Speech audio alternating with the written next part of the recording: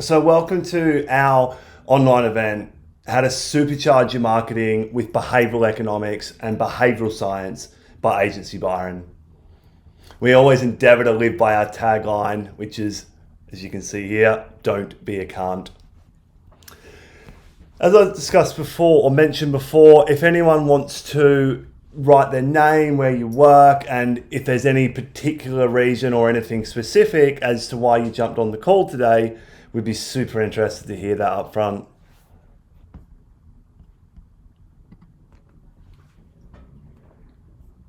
Cool. Comments are going off. No one wants to be the first.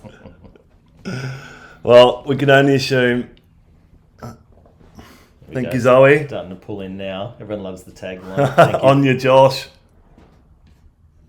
Thriving culture, Claire Gray. Thriving culture is to learn about how to apply BE in my marketing. Awesome. We'll definitely be covering that point today. We've got Andrew Sims. I work for an NGO with diverse services and fundraising imperative. That's super relevant, Andrew. We're going to look at a really effective fundraising campaign, so pay special attention when we get to that section. Thank you, Maria. Yes, I'm sure it will be relevant to clients you work with. Thank you for that. Zoe, yep, definitely. You basically summed up what this is all about. Thank you, Jai. Right back at you, mate. Good to see some friendly faces on here. Guys, this is really helpful. Thank you. Yeah, as I said, nice that it's not just all one way, all us talking. A few more stragglers jumping on the call. All right.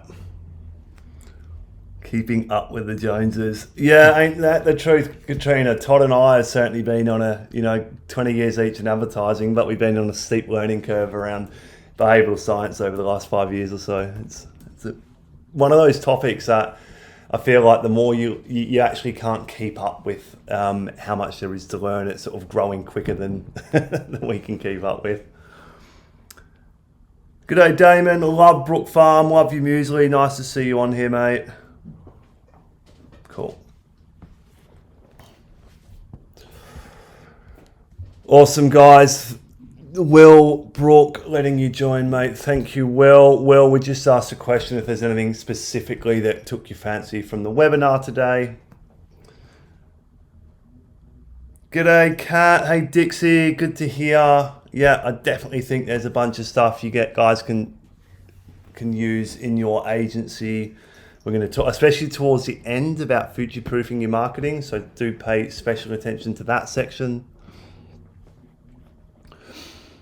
Awesome. All right.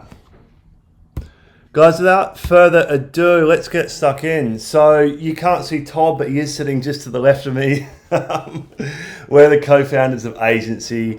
Quick bit of background. We cut our teeth for the decade plus in the major agency groups. We've sold sugar to kid, booze to pissheads, and petrol to bogans before switching to more ethical pursuits over the last decade with tech businesses, corporate wellness, and boutique purpose-driven agencies. I think all of us marketers need to be thinking of ourselves as behavioural change makers and honour the integrity in that to an end that's greater than just mindless consumerism. I mean, after all, the meaning of the word agency, as defined by Merriam-Webster, is the capacity of individuals to act independently and make our own free choices. Hopefully our manifesto speaks to that. We're helping brands answer the change consumers now demand by giving people agency to vote with their dollars. And what's the outcome? Well, it's aligning mindful purchase decisions or conscious consumerism with your bottom line.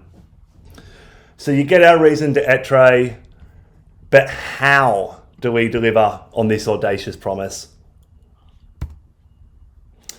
Without further ado, how to use behavioural science to supercharge your marketing. I know we sort of covered this in the Zoom. I just wanted to ask a quick question at this juncture, just to sort of check in with people about where we're at in terms of our understanding of behavioural economics and behavioural science. How many of you guys are using it at the moment, whether that's a lot, a little bit, or not at all?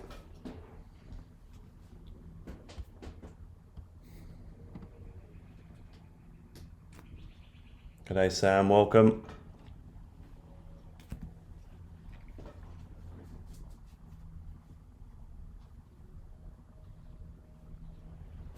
Good on you, Sonia. Yeah, we know the wonderful work you do. Yeah, cool. Guys, I think we thank you, everyone, and keep them coming because Todd's here reading, and you know, it's really good to understand that for context. I think what you'll see through the presentation is that us behavioural change makers may utilise behavioural science more than we've actually realised we've done. I think, to be fair, behavioural science has been used by the likes of Edward Bernays, you know, since the 20s. It's now just been given this framework. Some very clever people like Daniel Kahneman, Richard Thaler and Cass Sunstein, Dan Ariely, these guys have put a sort of a framework which explains it in a way that's actually accessible. So we're going to run through all that. Quick review on the agenda. So, what the fuck is behavioural economics and behavioural science? I'm sorry for being that marketing wanker and using the acronyms, but it just gets tiresome to say behavioural economics, behavioural science constantly, so you'll hear us say BE.AP.S. So that second point, as I touched on, is the examples of this stuff in action, and I think that'll kind of download it easily. You'll sort of see when media is actually really deeply vested in behavioural science. And then how we can use it as a heuristic to predict the future, and how you can really integrate that into your marketing and ensure that marketing strategies actually last longer than a 6-month shelf life. And don't forget, early next week, we're going to follow it up with a cheat sheet on emails that'll come through Monday, Tuesday next week on how you can apply this stuff to your business. So, a bit of a mantra we live by, as depicted by the dancing robots. I mean, God, look at their lateral movement, right? It's crazy. Why is BE a must-know for all of us behavioural change makers? Well, it's because this next economy is here. It's a new way of consumer thinking where we expect business role in society to have a positive impact. And a study by Forbes just this year shows that 72% of consumers expect exactly that. But it's hard to keep up with the rapid change.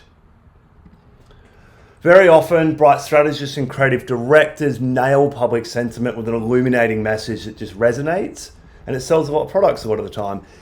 But usually that's individual brilliance, which can be expensive, sometimes inaccessible, and ultimately isn't a scalable model.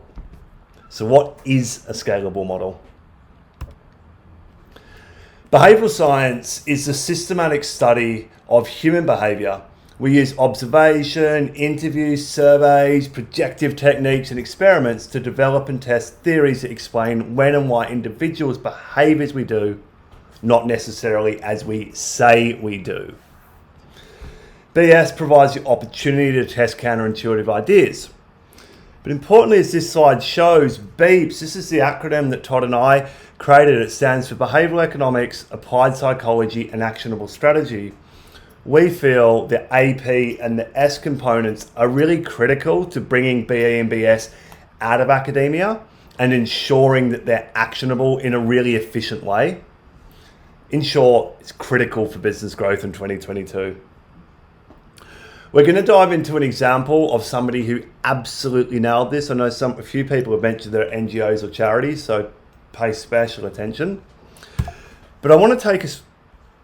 Thank you. I'm just going to let a couple more people in. Who says guys can't do two things at once? Thank you, Todd.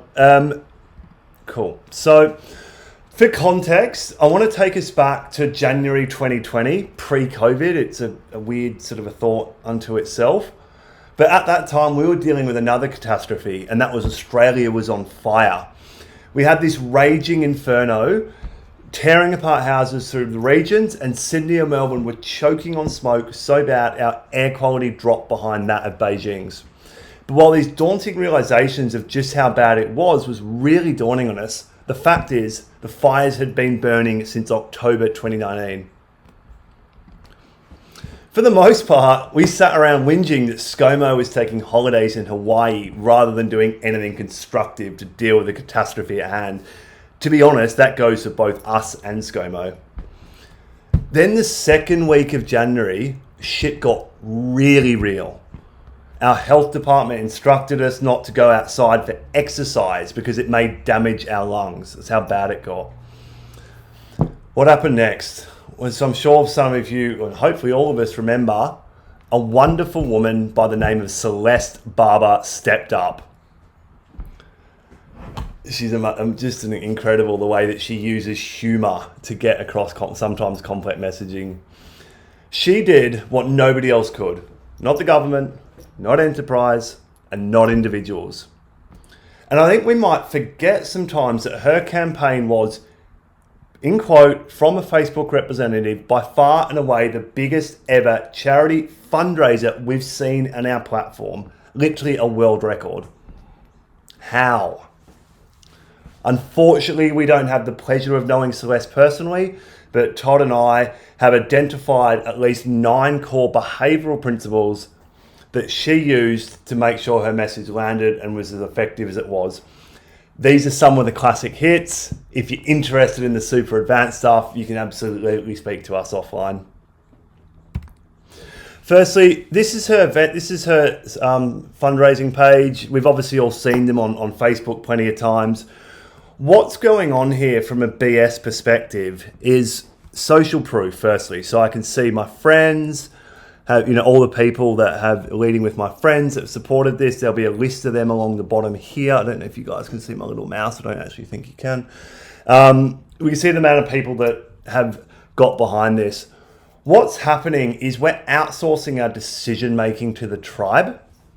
Celeste's use of Facebook's charity feature was incredibly visible at the time, and it gave us all transparency on what was going on. As well, we could see the general velocity that her campaign enjoyed. We can see here that she eclipsed the budget. I think actually she started off with a much lesser budget. And if anyone's thinking, well, this is easier for somebody who's raising money for a great cause, yes, but for any of us who have ever worked with a charity, you'll know how difficult it is to get people to donate their hard-earned. I think it's just a wonderful example. That's one, and that's really, just to digress, that's social proof and the fact that we just don't have the ability to make a decision on every single piece of stimuli that we're presented with. So we outsource that decision making to the herd, which is a big part of the reason this one was so successful. Next up, this is known as the halo effect. Because Celeste in many ways is the ideal person. As I said earlier, she uses humor to effectively communicate complex messaging. She's also an everyday type of chick, and she's non-elitist, so it really helps us connect with her personal brand. Another principle, this one's a really interesting one. It's known as loss aversion. Sonia, I'm sure you use this all the time. We hate losing. You might call it FOMO. It's another way to look at it. The science says that we hate losing between 2 and 5 times more than we like winning. Suddenly, we all felt that we might be losing our beautiful country to this raging inferno, so we happily contributed whatever we could afford to this great cause. I'm going to talk about framing in a few slides' time about how that brings the solution to this problem is actually accessible. Oh. Feedback loops. Look, Celeste, well done on choosing Facebook as your medium of choice. But, the ability that this Facebook charity mechanism has to create instantaneous feedback and immediate gratification was crucial to this success.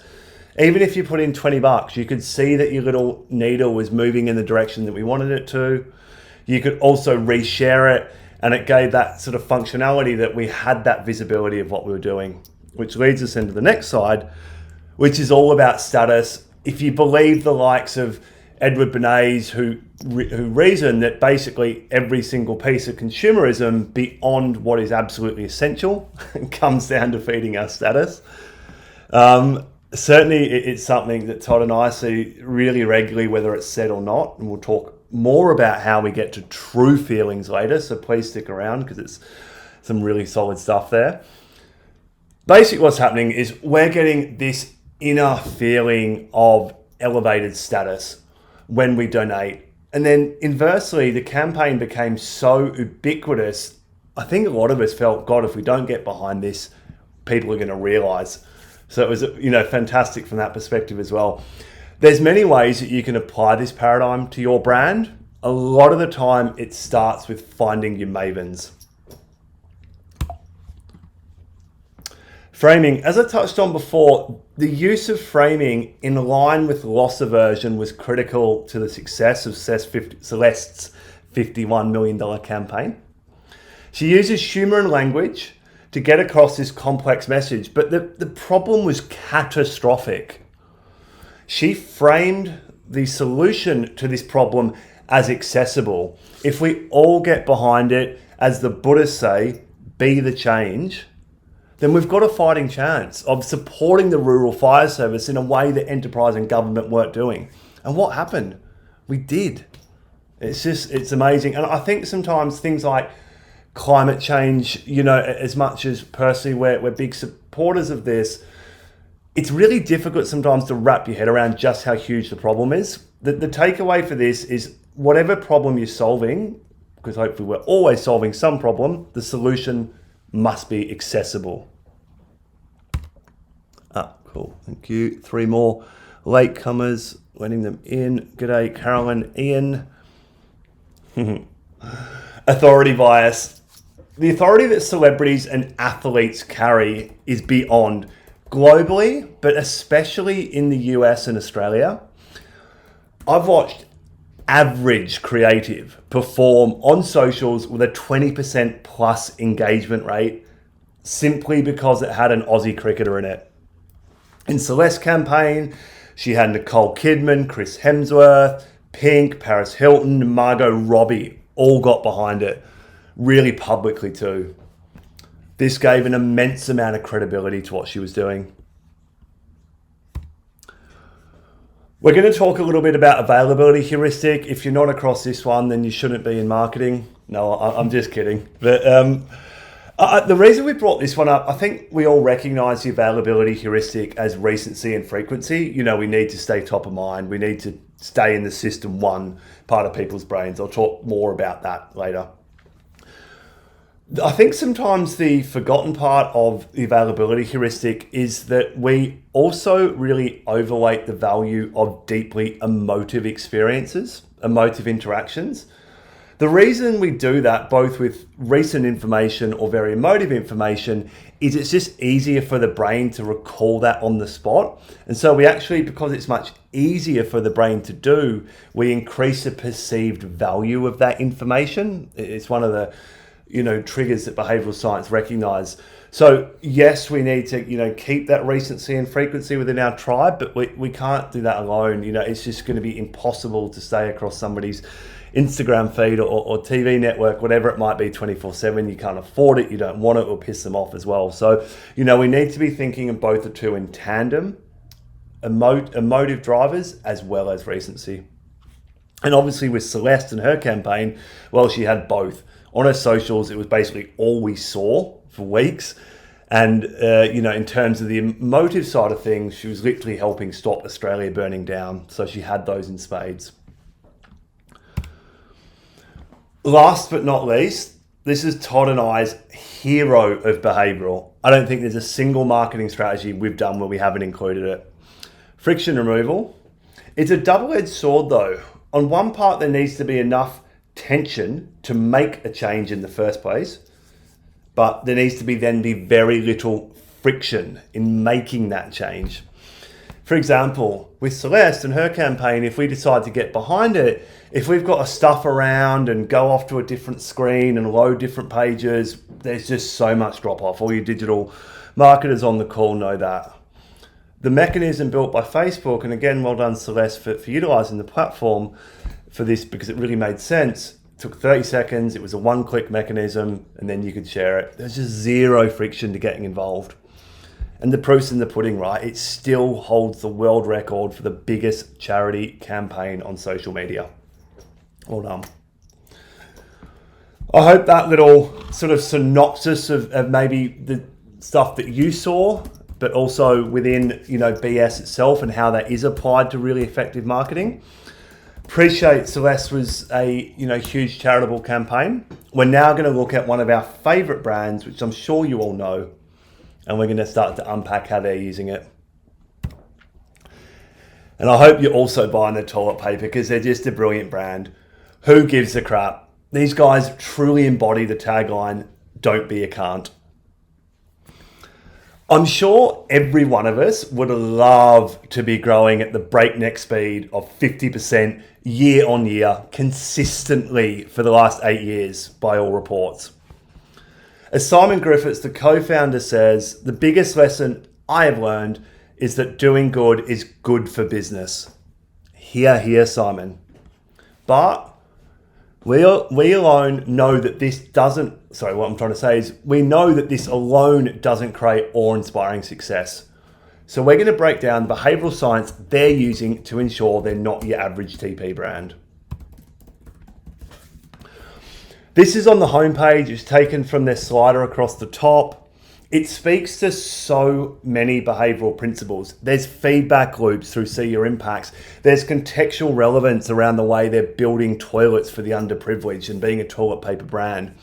There's social proof, which we'll get into in a little bit. There's authority bias in the short and concise and pithy and punchy way they talk.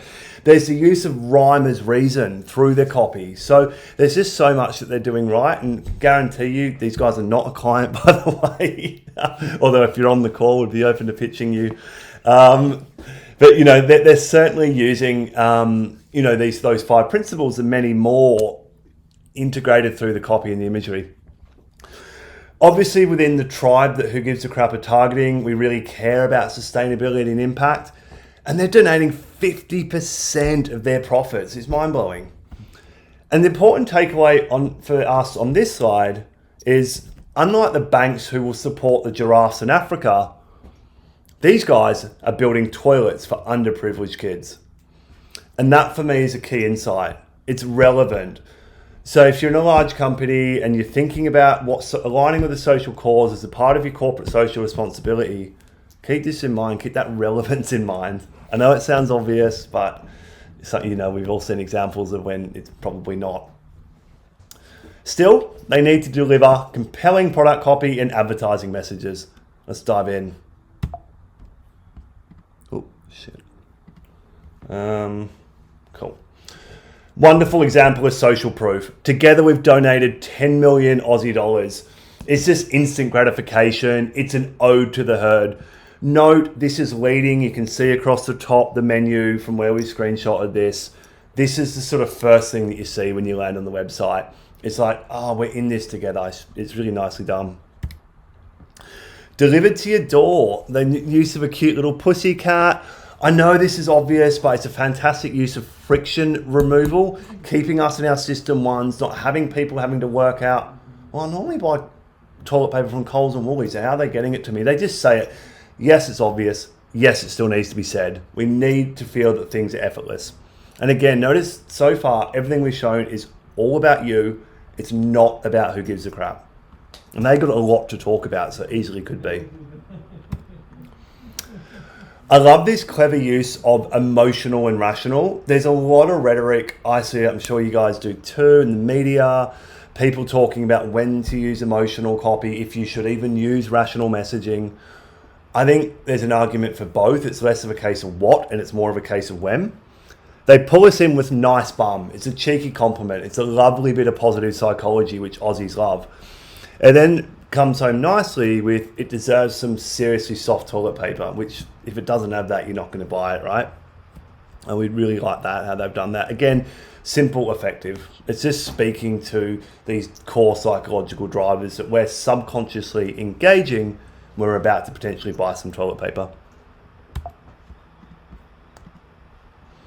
The power of free, you see Google talk about this a lot. We all know how effective it is. Free shipping, pretty obvious on e-commerce. Again, still needs to be said. Just keep the minds in system one. And what they're really cleverly doing is they're just curating the whole user experience by giving you the right information at the right time. It's all bases covered. Cool, few more people, few more stragglers. Kenmar, Philip and Addie, welcome, welcome. Who gives a crap? And some of you may correct me if I'm wrong, but they were one of the first sort of CPG brands to use subscription model through an e-commerce offering when they launched 8 years ago. I know it's pretty common now, but basically e-coms have been scrambling to catch up to this. And, you know, even to some extent, you know, the big supermarket behemoths have as well. What I think is really nice about this, and they do run some ads around this point, you're never going to run out of toilet paper again, which would have been useful through that panic buying era, hey? Let's hope it was an era and behind us. In any case, they sort of set the tone for that, and I don't know what their stats are, maybe someone can fill me in, but from what I know from within my circles, most people are using this subscription model. Last but not least, I spoke earlier about the clever use of emotional copy. This is a clever use of rational copy. The key takeaway is that they close with this. This is actually down the bottom of the homepage.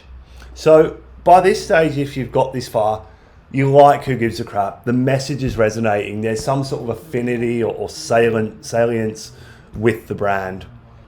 Now you're probably at a stage where you're going, okay, I like these guys, I'm going to buy their toilet paper, but am I going to buy an 18 pack or am I going to jump on their subscription plan?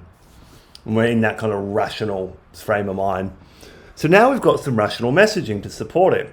Good for the world. We're B Corp certified. I mean, for any of you guys that are at a B Corp, you know how many rings of fire you've got to jump through to achieve that. So seriously well done to them. Would not have been easy. They're good for people, as we've discussed. They genuinely support those less privileged.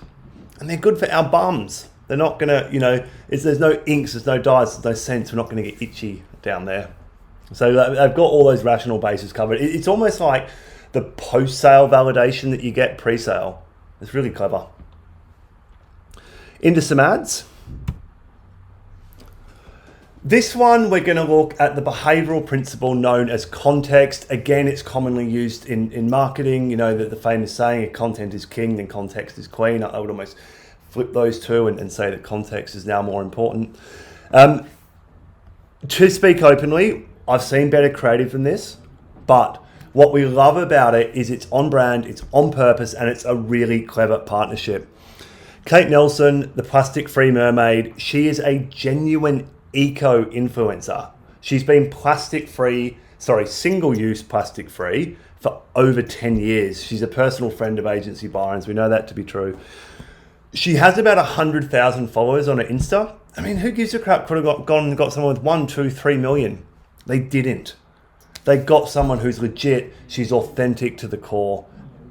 And, you know, what that's doing is we're framing the context. Any of her tribe will know this to be true. She's been on a bunch of podcasts. She's really, really legit. So it's leveraging her authority through contextual relevance. So, you know, we really like the way they did that. Great example of friction removal. You can see on the copy, check one errand off your to-do list. Look, if you're helping me do that, I'm in. I don't care what it is. If it's the facilities toilet paper, awesome. Short, sharp, to the point. It's not about them. It's about us. And the last ad we're going to look at, which from what we could see was the longest running ad these guys have ran, or run at this point in time anyway. I don't know if you recognize this guy. He is a New Yorker who wore, it's either a week or a month, I can't quite recall, but a week or a month's worth of rubbish on him to show us just how much rubbish we consume, or we create, I should say. He then walked around New York for the same period of time. And, you know, got so much press and so much press and so much coverage around that. It's really eye-opening just to see how much rubbish we, you know, create in a week. Who Gives a Crap utilised footage of him and then attached their brand values. So this is a really clever use of framing. What they're doing is they're framing this guy as the legend he is and then associating their genuine brand values with him. All their stuff's sustainable, all of their paper's recycled. It's very much along, you know, he's singing from the same songbook as each other. Guys, we are just going to take a 30-second break for question time and give everyone's brains a rest, mine included. Has anyone got any questions?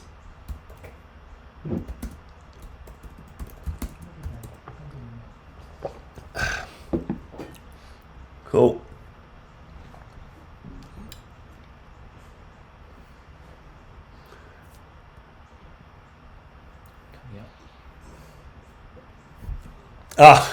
Great questions. Josh, yep, we are really unpacking System 1 and System 2 thinking in about 15 minutes time towards the end of the presentation. So stick around for that, mate. What makes BE economical? So traditional economics is built on the paradigm that people make rational decisions, that we follow sort of linear paths towards purchase. Any digital marketer who's tried to create a funnel in 2021 knows just how untrue that is. So applying the behavioural psychology or behavioural science element to economics, and again, we're going to unpack this in a little bit more detail, but it's a great question, Zoe. It applies the predictably irrational behaviour of humans to economists, and then provides us a heuristic or a mental shortcut for what that looks like in reality in relation to your brand or vertical. Awesome question. We'll answer that in depth in a little bit. Given that that's all the questions about, I'm going to skim through this. This is one of our clients. It's not a sales pitch by any stretch. We just want to show that we practice what we preach. The Aussie Man is an organic skincare brand. They're cruelty-free and it's targeted at men over 30. They're a startup punching above their weight. We took them on recently as a client with a task of increasing sales. Pretty standard, right? Well, in our first month of working together, we increased their month-on-month revenue by 88%. How? Behavioural economics. Men over 30 in Australia, we need to take care of our skin. Fact. But the research shows that about 1/4 of us agree with this line of thought. I know that's super shocking for us metro advertising guys, but that's the data that we were working with. The rest find it too hard, too expensive, don't know where to start, all the things. So we use a number of BE principles to get men to seriously considering changing their behaviour to an easy, effortless and effective morning routine. Thank you, Todd. This is one of the product pages that sells really, really well. For any of you ecom nerds, this converts at 7.81%. Because we are speaking to sunk cost fallacy, which is essentially, if it's not broke, don't fix it. And the choice overload paradigm that exists for guys who are trying to figure out what the heck sun cream and skincare that they should be buying. So recognizing that guys are either not bothered or fairly happy with their routine, we just make the above the fold product page super simple. We're using the word best, anti-aging, which we identified as the key trigger for these archetypes. Ultimate is very much in the tone of voice of these personas, so there's a bit of confirmation bias there. And it's just really simple. It keeps people in System 1. Yep, it's the best. Yes, it's anti-aging. This is what I get. It's $100. Add to cart. Sorted. Incidentally, those words best and anti-aging are super useful for SEO. I think best is the most used adjective in Google search. So keep that in mind. Over to the next page, which is below the fold.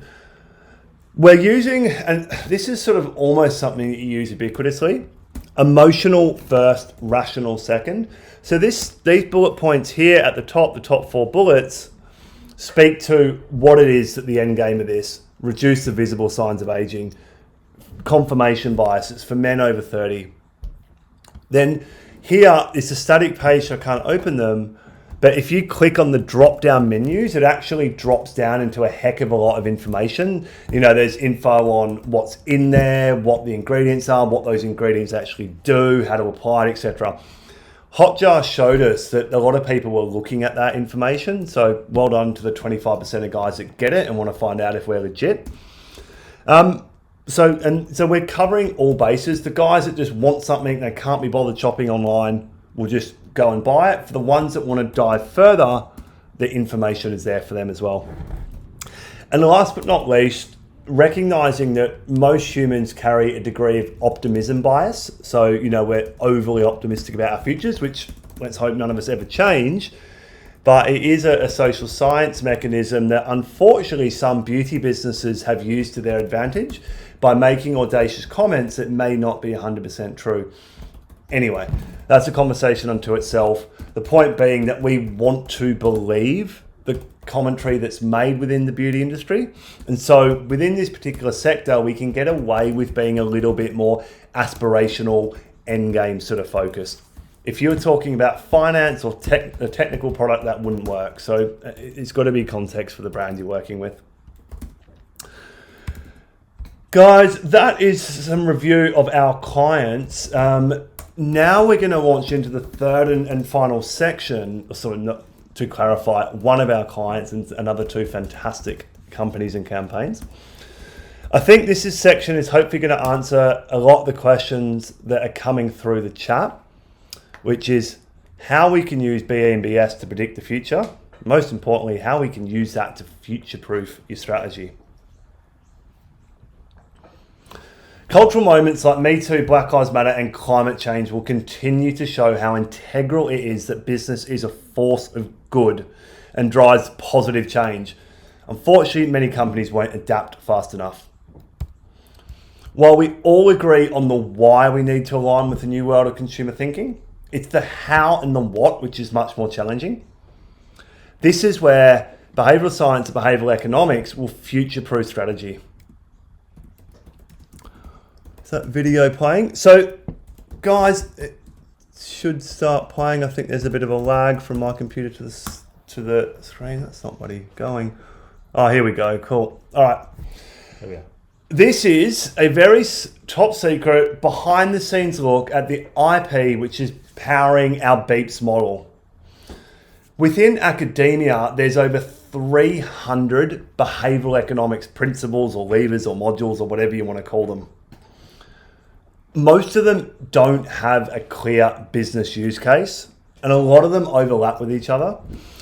Todd and I spent 18 months going through that and working out which of them genuinely apply to business. We then created this cheat sheet. As you can kind of see, I'll just press play on the video again. As you can see, we very concisely unpack what each lever is, what the benefits of it are, and then what you get in terms of it, if a client engages us. So the only way to get this is to work with us. So maybe something to consider. What it does, and I think you really need this with behavioural economics, behavioural science, is a way to pull all this information out and make it accessible, be able to apply it quite quickly to your marketing.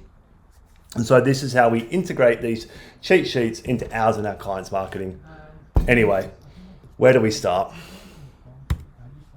I love this slide. I love this quote by Renee Marguerite. Everything we see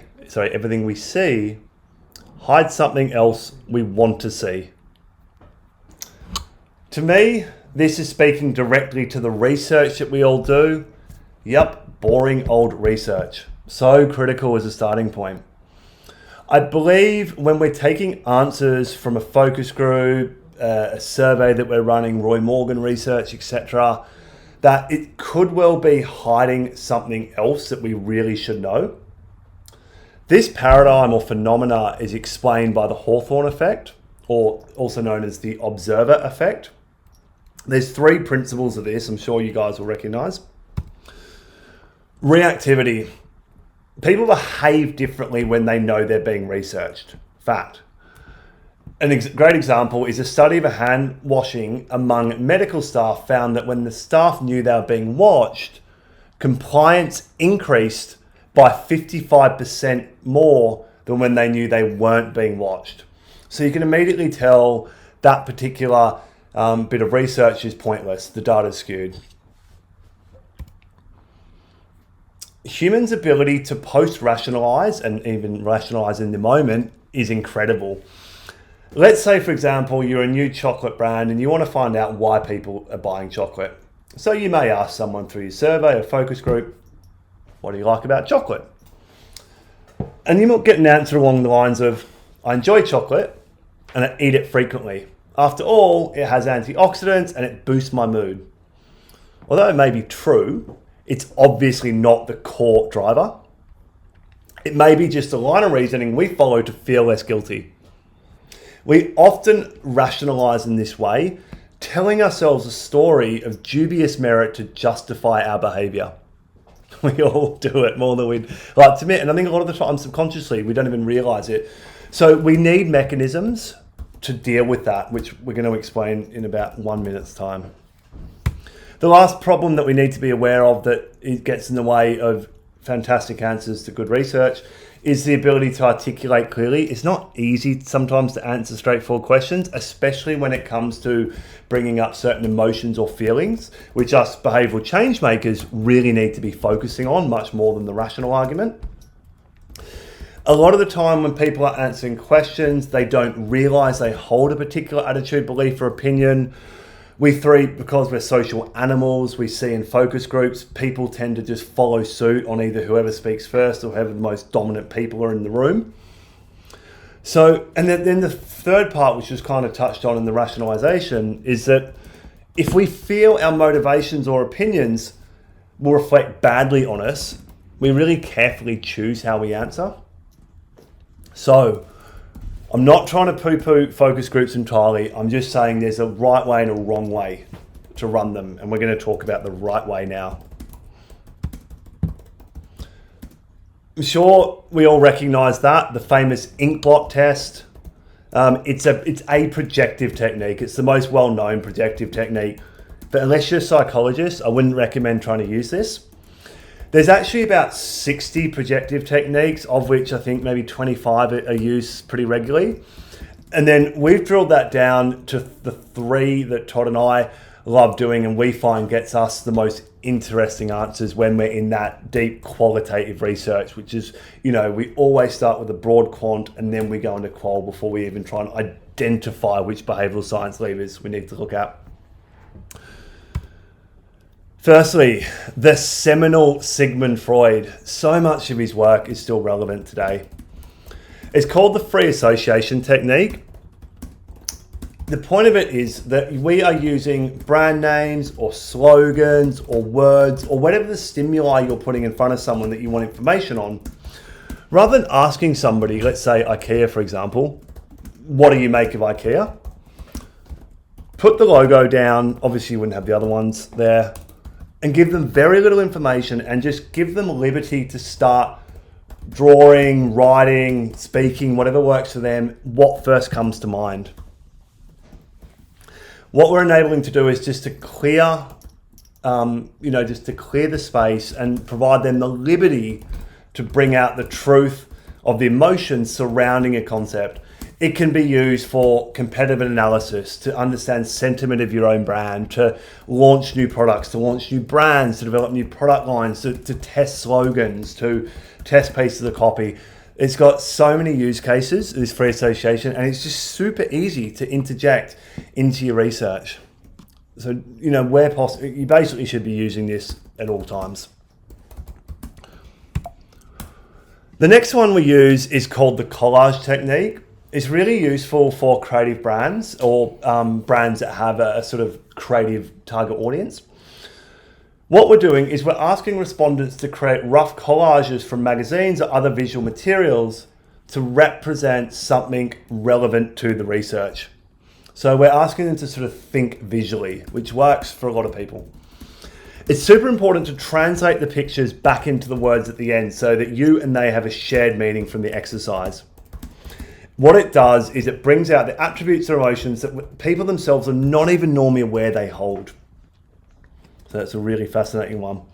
Third and final, it's our favorite. It's just so interesting. It's called the third person role play.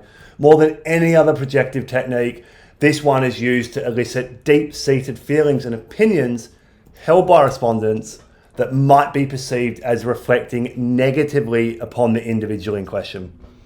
Truth is, we attribute virtues to ourselves where we see vices in others. God, us humans are nice people, hey? I'll give you an example that will really drive this point home. You might ask someone through a survey process, why would you be interested in coming on a holiday to Mexico? The response might be, I love the scenery, I love the beaches, it's an opportunity to meet great people. and learn about an ancient Aztec culture. Okay. But when the same question is asked as to why a neighbor might go on such a trip, the answer could very well be brag appeal, showing off, it's super grammable. Now we're getting the secret sauce. When you remove the individual from the equation, you get to the truth. The very fact that they projected that information onto somebody else shows that it was their thought to begin with. So by providing respondents with the opportunity to remove themselves from the equation, as I said, and consider this in the context of their neighbor, a friend, a sibling, whatever, you will see that they freely talk about attitudes that they would not necessarily admit to holding themselves. And it's amazing. Try first person, and then at the end of your survey, try third person, and see how different those answers are. I'd love to hear from anyone who's either done this or will do it in the future. Let us know how you go, because it's just endlessly fascinating.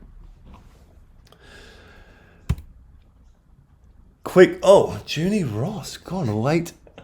That is Junie Ross, welcome. You got 12 minutes of gold, hopefully. Quick mental break, guys. I just want to take everyone to take a deep breath, because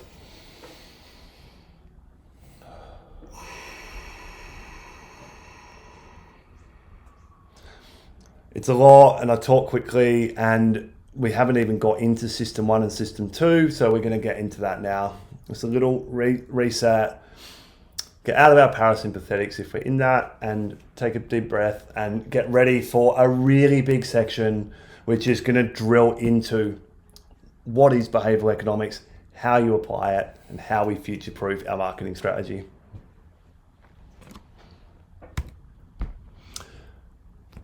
Behavioural is knowing our customers better than they know themselves. It's understanding what they really want, not only on a conscious, but also on a subconscious level. That's what those projective techniques will give you. Once these really rich insights are identified, you have to nudge.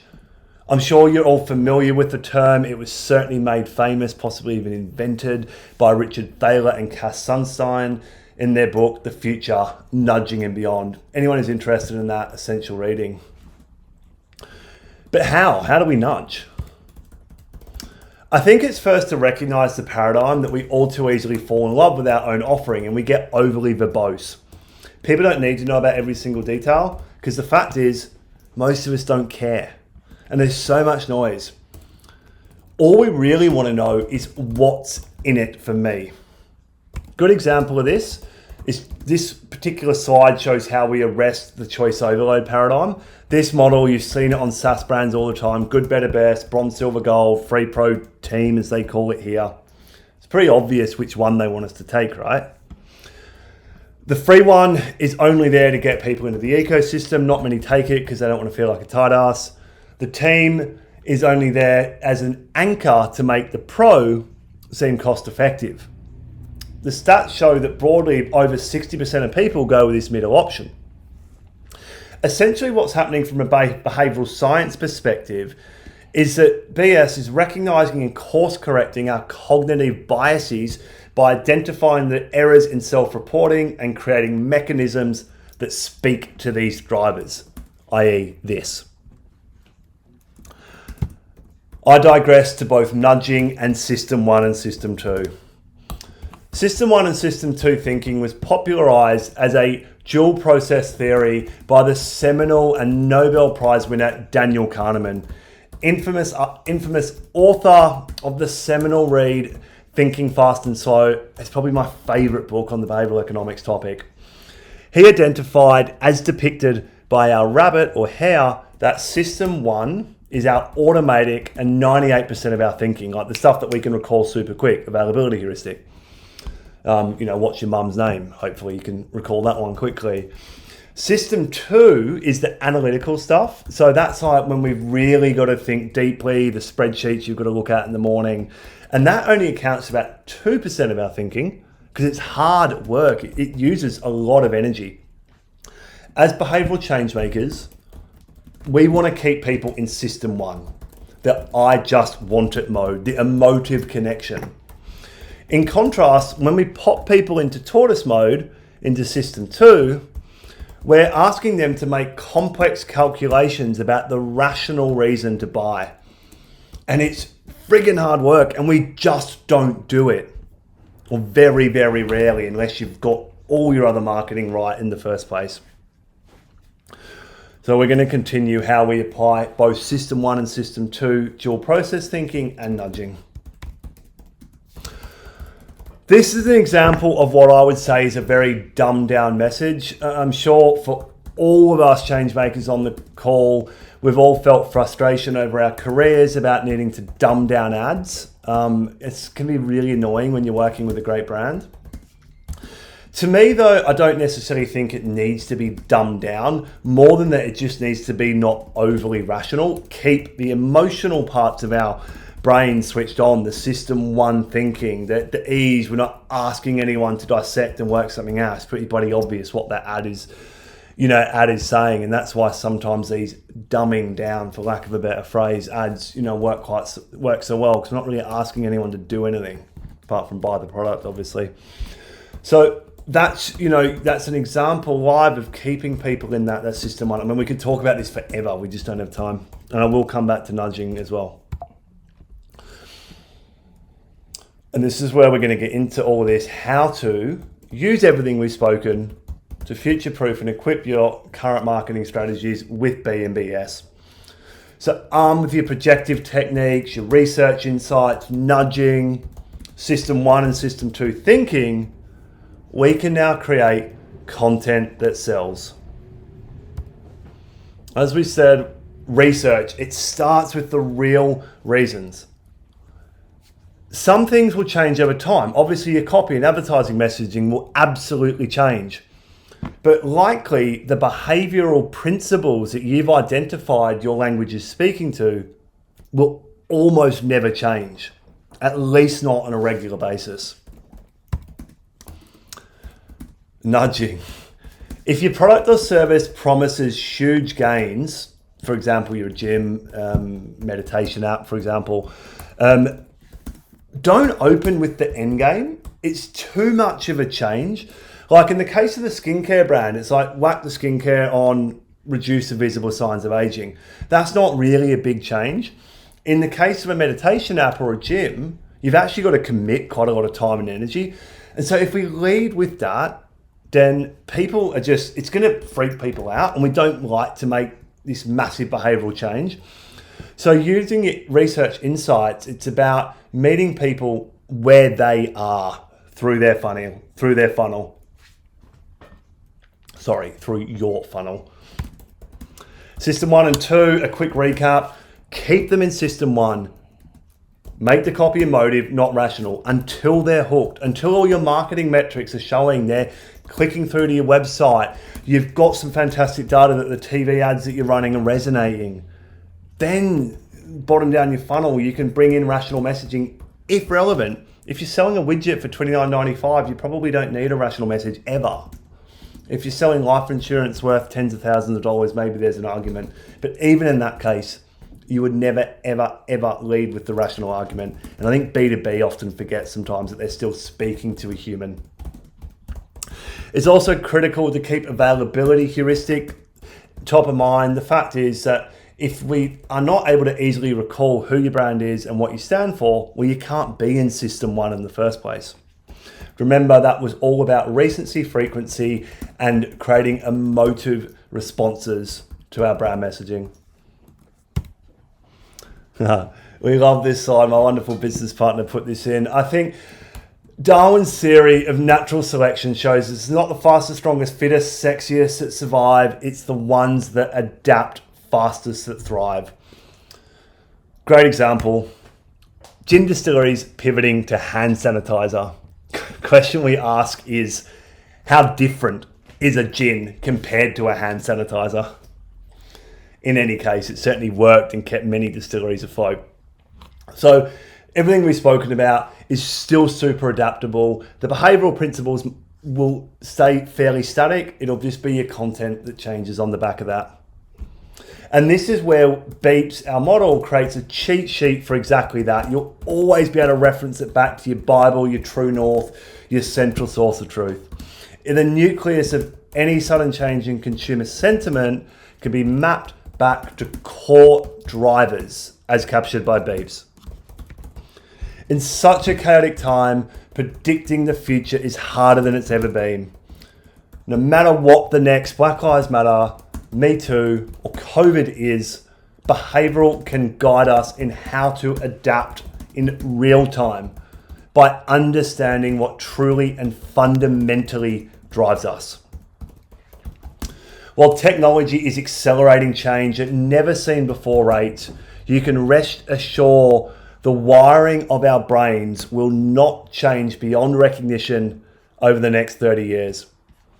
BE and B.S will serve you well as the backbone of your strategies for the rest of our distinguished careers. And on to the last slide then, if anyone wants to stick around, we will ask some questions. Finally, we'll leave you with a thought. Strategy is becoming less about what you do and more about what you don't do. So, what will you do? As we say, don't be a can't. Guys, Well done, mate. thank you. Guys, that's the end of our presentation. Tell your truth, lead your tribe, save the world. Todd and I will stick around as long as needed. If anyone has any questions, open forum. Let's go.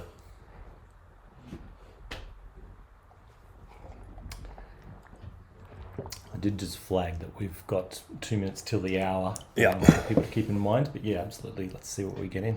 Thank you, Maria. Thank you, Josh. Thank you, Kate. Thank you, Rick. Thank you, Susan. Thank you, Jai. It was really nice. Ian, great question, mate. So I guess there's two types of data, right, as you'd recognize, quant and qual.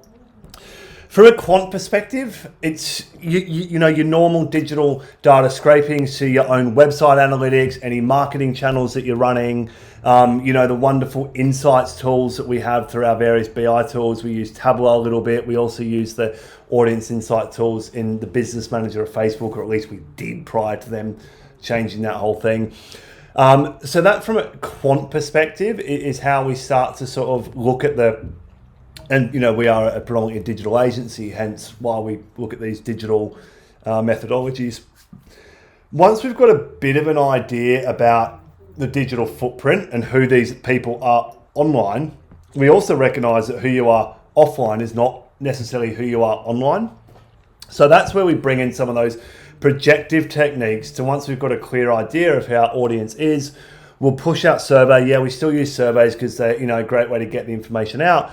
But once we're starting to see patterns of that survey, we'll really try and sense check that and make sure, to the point we made in the projective surveys, are people telling us what they think we want to hear, or is this accurate? Todd and I, or our team, will jump on a call with these guys, Zoom, in person if we can. A lot of the time it's one-on-one, because I actually think that's how it's laborious, but I actually think that's how you get the best info. And then we'll run a survey where we have a list of questions, and we'll use all the projective techniques that you've asked. Obviously through Zoom, it's a little bit hard to use things like the collage technique, but we always use the third person, which works really well. Does that answer the question, mate? Yeah, it's good, really good. Here's another one. Maria, that is a great question. That's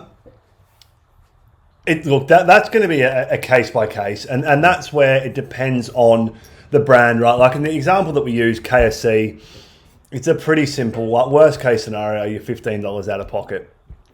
But if you're an automotive brand, you might be 60 grand out of pocket. So you're going to have to look at what a reasonable amount of friction is within the category that you're operating in, because people expect to have some. Good point, Maria. Your question was, what would tip someone from System 1 to System 2? Guys, as I was saying, it's a case-by-case scenario, and unfortunately we haven't yet worked out a model to automate that across all clients and all industries. But from a manual perspective, we'd look at what's the friction in this particular industry or product, what's a reasonable amount of rational thought that has a sort of another reference point that we're going to be able to quickly reference as something that we, information that we can pull into to make what's the word I'm looking for, to make a comparison, because the way our brains work, we're always comparing one piece of stimuli to another piece of stimuli. I know that's a really long-winded and sort of not direct way of answering it, because it really comes down to case by case. I'd say if we wanted an exact summary of that, keep your copy, imagery, video, etc. focused on the core emotions: fear, anger, anxiety, joy, status, sex. Stick with them.